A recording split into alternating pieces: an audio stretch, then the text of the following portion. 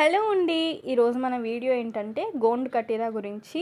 వేసవి కాలం అంటే మనకి తాటికాయలు, పుచ్చకాయలు, మామిడికాయలు, డ్రింక్స్ ఇవన్నీ గుర్తొస్తాయి. కానీ ఈ మధ్య కాలం గోండ్ కటీరా అనే ఈ బంక కూడా ఆ లిస్ట్లో యాడ్ అయిపోయింది. ఇది బాడీని చాలా కూల్ చేస్తుంది. సమ్మర్లో ఇది చాలా యూస్ఫుల్. అయితే ఈ గోండ్ కటీరా ఎన్ని గంటలకి రెడీ అవుతుందో నేను ఈ వీడియోలో చూపించబోతున్నాను. ఫస్ట్ అవర్ ఇలా ఉంది, సెకండ్ అవర్ ఇలా ఉంది, వాటర్లో అక్కడక్కడ జెల్ ఫామ్ అయింది. థర్డ్ అవర్కి కొంచెం ఎక్కువ ఫామ్ అయింది, కానీ ఇప్పుడే మొత్తం ఫామ్ అయిపోలేదు. ఫోర్త్ అవర్కి కూడా మధ్యలో ఒక ఎల్లో స్పాట్ ఉంది చూడండి. ఫిఫ్త్ అవర్కి కంప్లీట్గా రెడీ అయింది. టోటల్ 5 అవర్స్ పట్టింది ఇది కంప్లీట్గా రెడీ అయ్యేకి. మీరు ఎప్పుడైనా గోండ్ కటీరాతో ఏమైనా చేయాలంటే 5 అవర్స్ ముందే ఇలా నానబెట్టుకోండి. చూసారా, ఈ రకంగా మనకి గోండ్ కటీరా రెడీ అయింది.